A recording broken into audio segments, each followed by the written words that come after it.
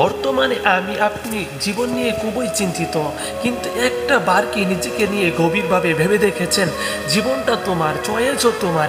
এই পৃথিবীতে চলতে গেলে প্রতিনিয়ত অসংখ্য মানুষের মুখোমুখি হতে হবে, ভিড় ঠেলে সামনে এগোতে হবে, নানা রকম কথা কানে আসবে, কিন্তু এই ভিড়ে তুমি যা করো তা হলো ইগনোর। কারণ জীবনটা তোমার, সিদ্ধান্ত তোমাকেই নিতে হবে।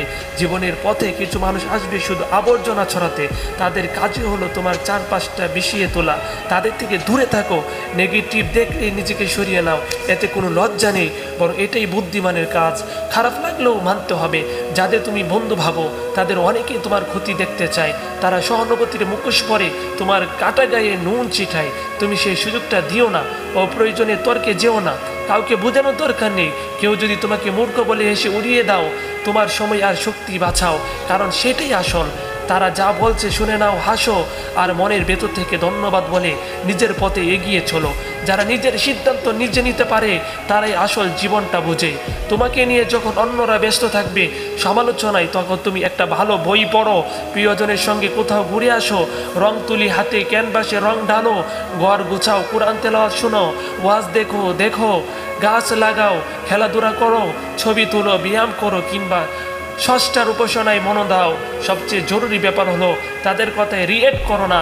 দিন শেষে তুমিই জানো তুমি কে, আর কারা তোমার জীবনের সত্যিকারের গুরুত্ব রাখে। তোমার পরিবার ও প্রকৃত বন্ধুদের নিয়ে একটা নিরাপদ বাউন্ডারি তৈরি করো, তাদের কাছেই নিজেকে উজাড় করে দাও। যাদের সামনে তুমি আয়নার মতো দাঁড়াতে পারো, যাদের সামনে ঝুঁকতে পারো, কারণ তারাই তোমার মঙ্গল চায়। বাকিদের এক পাশে সরিয়ে দাও, তারা শুধুই শব্দ দূষণ। একটা কথা মনে রাখো, জীবনটা অপূর্ব সুন্দর, তুমি যে পৃথিবীতে আছো সেটাও অপূর্ব। পথ চলে যদি আগাছা বা কাটা ঝোপ সামনে আসে, সাইড কাটিয়ে গিয়ে যাও। সব কথার উত্তর দিতে নেই, সব কিছুর প্রতিক্রিয়া দেখাতে নেই, সবাইকে বোঝানোর দরকার নেই।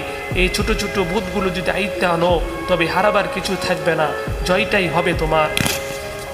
أعوذ بالله من الشيطان الرجيم بسم الله الرحمن